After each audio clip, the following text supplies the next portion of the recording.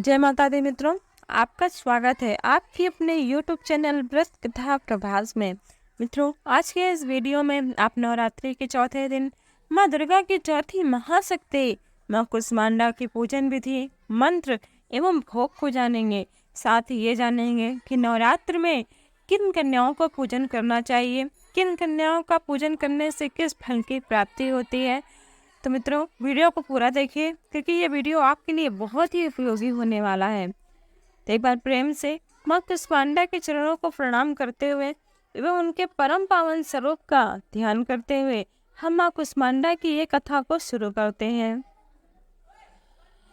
सुरा संपूर्ण कलशम रुदिरात् पल्लुमेव च दधना हस्तपद्भ्याम कुष्मांडा सुदास्त में। नवरात्रि के चौथे दिन देवी को कुष्मांडा के रूप में पूजा जाता है। अपनी हल्की हल्की हंसी के द्वारा पूरे ब्रह्मांड को उत्पन्न करने के कारण इनका नाम कुष्मांडा पड़ा। जब सृष्टि नहीं थी, चारों तरफ सिर्फ जल और अंधकार ही अंधकार था, तब इस ममता महिमा ने अपने स्वाभाविक हास्य से पूरे ब्रह्मांड की रचना की थी। इसलिए इन्हें सृष्टि स्वरूपा, आदि स्वरूपा और आदि शक्ति कहा गया। इनकी 8 भुजाएं हैं, इसलिए इन्हें अष्टभुजा कहा गया। इनके 7 हाथों में क्रमशः कमंडल, धनुष बाण, कमल पुष्प, अमृतपूर्ण कलश, चक्र तथा गदा है। 8वें हाथ में सभी सिद्धियों और निधियों को देने वाली जपमाला है। इनका वाहन सिंह है और इन्हें कुम्हड़े की बलि प्रिय है। संस्कृत में कुम्हड़े को कुष्मांड कहते हैं, इसलिए इन माँ को कुष्मांडा कहा गया। इन माँ का वास सूर्यमंडल के भीतरी लोक में है। सूर्यमंडल में रहने की क्षमता केवल इन्हीं में है, इसलिए इनके शरीर की कांति और प्रभा सूर्य के भांति दीप्यमान है। इनके ही तेज से 10 दिशाओं प्रकाशित हो रही है और ब्रह्मांड की सभी वस्तुओं और प्राणियों में इन्हीं से तेज व्याप्त है। अचंचल और पवित्र मन से नवरात्रि के चौथे दिन इन देवी की पूजा आराधना करना चाहिए। जो भी भक्त माँ का पूजन विधि विधान एवं नियम से करता है, उसे आयु, यश, बल और आरोग्यता की प्राप्ति होती है। ये माँ थोड़े ही सेवा से प्रसन्न हो जाती हैं। जो भक्त थोड़ी सी पूजा करके और थोड़े से सच्चे मन से माँ की आराधना करके सुगमता से वह परम पद को प्राप्त कर सकता है। यदि माँ को आपके पास यदि कुछ भी नहीं है तो माँ को मानसिक रूप से भी पूजा करके माँ को प्रसन्न किया जाता है। पर यदि आपके पास सब कुछ है तो माँ की पूजा में कृपणता ना करें। जो भी आपके पास हो उससे माँ कुष्मांडा की भले भांति पूजा करें। ये माँ आदियों व्याधियों से मुक्त कराती है और घर में सुख, समृद्धि और उन्नति प्रदान करती है। इसलिए भक्त को पूरी तत्परता के साथ, पूरे श्रद्धा विश्वास के साथ इन देवी की उपासना करना चाहिए। तो आइए जानते हैं कि माँ का पूजन कैसे करें। सुबह प्रातःकाल ब्रह्म मुहूर्त में स्नान करने के बाद भगवान सूर्य नारायण का पूजन करने के बाद कलश के पास माँ दुर्गा का पूजन करें। फिर माँ दुर्गा के पास में यदि आपके पास माँ कुष्मांडा की कोई छवि है तो उस पर पूजन करें, नहीं तो माँ दुर्गा के ही स्वरूप में माँ कुष्मांडा का नाम लेकर उन्हें स्नान कराएं। कुमकुम, हल्दी और चावल का तिलक करें। माँ को लाल और पीले रंग का फूल चढ़ाएं, आरती करें और माँ को मालपुए का भोग लगाएं, क्योंकि माँ कुष्मांडा को मालपुआ अति प्रिय है। जो भी भक्त मालपुए का भोग लगाकर उसे किसी ब्राह्मण को दान करता है, उनके घर में सुख, शांति, वैभव एवं आरोग्यता का निवास रहता है। यदि आप किसी रोग से परेशान हैं, आपके घर में कोई हमेशा बीमार रहता है, तो आपको नवरात्रि के चौथे दिन मालपुए का भोग लगाकर किसी भी ब्राह्मण को दान अवश्य करना चाहिए। ऐसा करने से रोगों से मुक्ति तो मिलेगी, साथ में घर में सुख, शांति एवं आरोग्यता का निवास होगा। तो आइए मित्रों, हम जानते हैं कि नवरात्रि में कैसी कन्याओं का पूजन करना चाहिए। ये प्रसंग श्रीमद् देवी भागवत महापुराण से लिया गया है। राजा जन्मेजय कहते हैं कि ये धृतराष्ट्र नवरात्र के आने पर विशेष रूप से क्या करना चाहिए, उसका विधान किस प्रकार करना चाहिए, इसके करने का क्या फल होता है, आप मुझे विस्तार पूर्वक कहने की कृपा करिए। श्री वेद व्यास जी कहते हैं कि हे राजन, अब मैं पवित्र नवरात्र के विषय में बता रहा हूँ, सुनिए, इसे मन लगाकर सुने, क्योंकि यह अब आपका प्रश्न संपूर्ण जगत के लिए हितकर है। नवरात्र में विशेष रूप से प्राणियों को चाहिए कि बसंत तथा शरद ऋतु दोनों ही नवरात्रों का अपना एक विशेष महत्व है, क्योंकि ये दोनों ऋतुओं में मनुष्यों के लिए रोग उत्पन्न करने वाली महाविनाशक शक्ति आती है।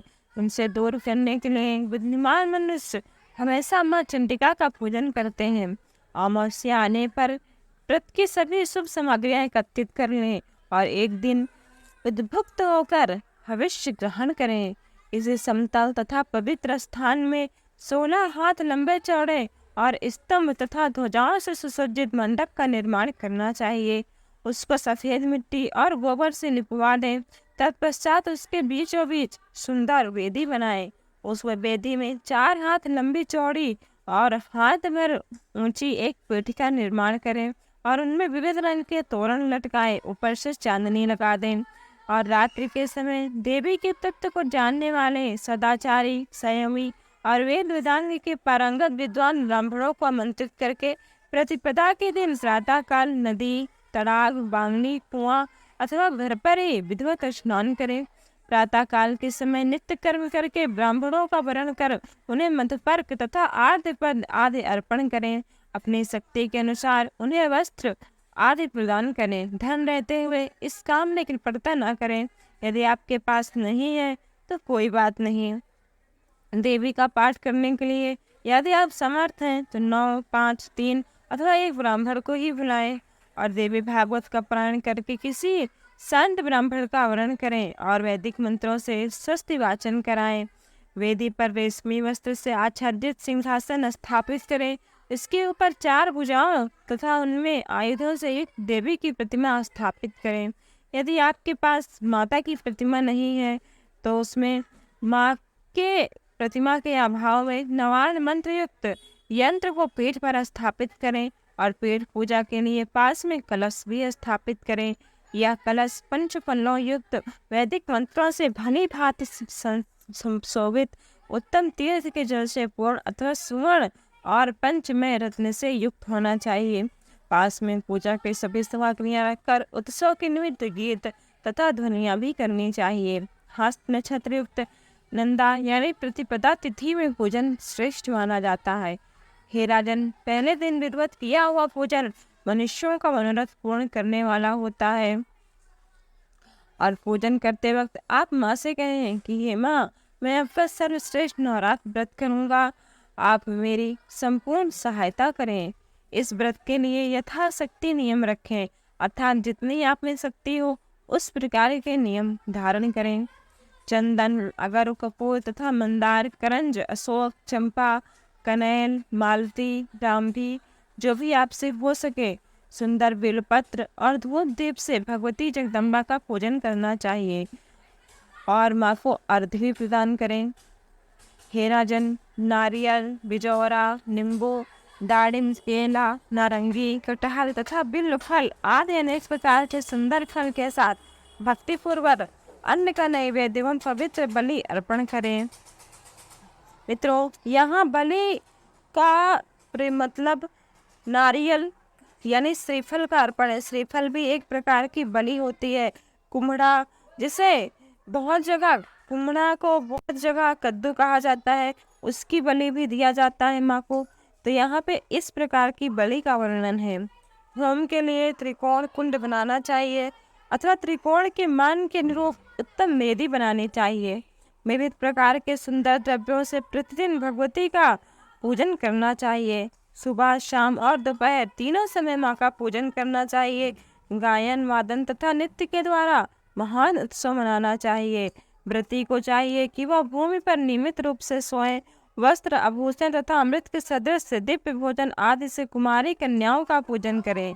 नित्य एक ही कुमारी का पूजन करें अथवा प्रतिदिन एक एक कुमारी की संख्या में वृद्धि कर्म से पूजन करें अथवा प्रतिदिन दुगने तिगुने वृद्धि क्रम से या तो प्रत्येक दिन 9 कुमारियों का पूजन करें। अपने धन के सामर्थ्य से भगवती का पूजन करें, किंतु हे राजन, देवी की यज्ञ में धन की कृपणता न करें। हे राजन, पूजा विधि में 1 वर्ष की अवस्था वाली कन्या नहीं लेना चाहिए, क्योंकि वह कन्या गंध और भोग आदि पदार्थों से के स्वाद से बिल्कुल अनभिज्ञ रहती है। कुमारी कन्या वही कही गई है जो 2 वर्ष की हो चुकी हो। 3 वर्ष की कन्या त्रिमूर्ति, 4 वर्ष की कन्या कल्याणी, 5 वर्ष की रोहिणी, 6 वर्ष की कालिका, 7 वर्ष की चंडिका, 8 वर्ष की शांभवी और 9 वर्ष की दुर्गा और 10 वर्ष की कन्या सुभद्रा कहलाती है। इससे ऊपर की अवस्था की कन्या का पूजन नहीं करना चाहिए, क्योंकि वह कन्या सभी कार्यों में निंदनीय मानी जाती हैं। इन नामों से कुमारी का विधिवत पूजन करके माँ को ध्यान करना चाहिए।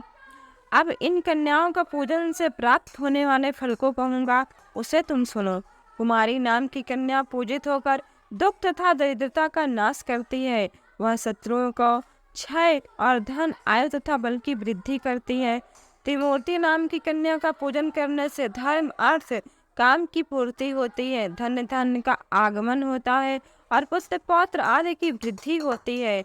जो राजा विद्या, विजय, राज्य तथा सुख की कामना करता हो, उसे सभी कामनाएं प्रदान करने वाली कल्याणी नामक कन्या का नित्य पूजन करना चाहिए। शत्रुओं का नाश करने के लिए भक्ति पूर्वक कालिका कन्या का पूजन करना चाहिए। धन तथा ऐश्वर्य की अभिलाषा रखने वाले को चंडिका कन्या का सम्यक अर्चन करना चाहिए। हे राजन, सम्मोहन, दुख, दारिद्र्य के नाश तथा संग्राम में विजय के लिए शांभवी नाम की कन्या का नित्य पूजन करना चाहिए। क्रूर शत्रु के विनाश एवं उग्र कर्म की साधना के निमित्त और परलोक में सुख पाने के लिए दुर्गा नाम की कन्या का भक्ति पूर्वक आराधना करना चाहिए। मनुष्य अपने मनोरथ की सिद्धि के लिए सुभद्रा की सदा पूजा करे और रोग नाश के निमित्त रोहिणी का विधिवत आराधना करे। श्रीरस्तु इस मंत्र से अथवा किन्हीं भी श्रीयुक्त देवी के मंत्र से अथवा बीज मंत्र से भगवती की विधि पूर्वक तथा भक्ति पूर्वक पूजन करना चाहिए। जो भी मनुष्य माँ का पूजन करता है, उसे माँ अपने भक्तों को हमेशा संकट से बचाती हैं, बड़े बड़े विघ्नों तथा दुखों का नाश करती हैं। माँ भगवती देवताओं के लिए भी दुर्जय हैं। उन दुर्गा का, उन भगवती का पूजन मनुष्य को सदा करना चाहिए। जो पूजित होने पर भक्तों का सदा कल्याण करती हैं, उन मंगल नाशिनी भगवती सुभद्रा का सदा पूजन करना चाहिए। विद्वानों को चाहिए कि वस्त्र, भूषण, माला, गंध आदि श्रेष्ठ उपचारों से माँ का पूजन करें। और कन्याओं का पूजन करते समय किन कन्याओं का पूजन नहीं करना चाहिए, आइए ये भी जानते हैं। श्री वेद व्यास जी कहते हैं कि हे राजन, जो कन्या किसी अंग से हीन हो, कोढ़ अथवा किसी घाव से युक्त हो, जिसके शरीर से किसी अंग से दुर्गंध आ रही हो, और जो कन्या विशाल कुल में उत्पन्न हुई हो, ऐसी कन्या का पूजा में परित्याग कर देना चाहिए। जन्म से अंधी, तिरछी नजर से देखने वाली, कानी, कुरूपा, बहुत रोमा वाली, रोगी तथा रजस्वला कन्या का पूजन में परित्याग करना चाहिए। अत्यंत दुर्बल, समय से पहले ही गर्भ से उत्पन्न, विधवा स्त्री से उत्पन्न तथा कन्या से उत्पन्न कन्या, इन सभी कन्याओं का पूजन नहीं करना चाहिए। रोग से रहित, रूपवान अंगों वाली, सौंदर्यमयी और अपने ही माता पिता से उत्पन्न कन्या का विधिवत पूजन करना चाहिए। समस्त कार्यों की सिद्धि के लिए ब्राह्मण की कन्या, विजय प्राप्ति के लिए राजवंश में उत्पन्न कन्या तथा धन लाभ के लिए वैश्य वंश अथवा शूद्र वंश में उत्पन्न कन्या का पूजन करना चाहिए। ब्राह्मण को ब्राह्मण वर्ण में उत्पन्न कन्या की, क्षत्रियों को भी ब्राह्मण वर्ण में उत्पन्न कन्या की और क्षत्रिय में उत्पन्न कन्या की दोनों का पूजन कर सकते हैं। वैश्यों को ब्राह्मण, क्षत्रिय, वैश्य तीनों वर्णों में उत्पन्न कन्या की तथा शूद्रों को 4 वर्ण में उत्पन्न कन्या का पूजन करना चाहिए। शिल्प कर्म में लगे हुए मनुष्यों को यथायोग्य अपने अपने वंश में उत्पन्न कन्याओं का पूजन करना चाहिए। नवरात्र विधि से भक्ति पूर्वक निरंतर पूजा की जानी चाहिए। यदि कोई व्यक्ति नवरात्र पर्यंत प्रतिदिन पूजा करने में असमर्थ है, तो उसे अष्टमी तिथि को विशेष रूप से पूजन करना चाहिए। प्राचीन काल में दक्ष के यज्ञ का विध्वंस करने वाली महाभयानक भगवती भद्रकाली करोड़ों योगिनियों सहित अष्टमी तिथि को ही प्रकट हुई थी। अतः अष्टमी को विशेष विधान से सदा भगवती की पूजा करनी चाहिए। उस दिन विविध प्रकार के उपहारों, गंधमाला, चंदन के अनुलोम प्रयास आदि के हवन, ब्राह्मण भोजन तथा फल पुष्प आदि से भगवती को प्रसन्न करना चाहिए। हे मनुष्य मित्रों, यदि ये वीडियो आपके लिए उपयोगी हो तो इसको लाइक अवश्य करें और ऐसी कथाओं के लिए हमारे चैनल को सब्सक्राइब कर बेल आइकॉन दबाना ना भूलें। कल के वीडियो में हम जानेंगे कि नवरात्र के पतिदेव 9 दिन नहीं कर सकते तो कितने दिन हमें विशेष रूप से करना चाहिए।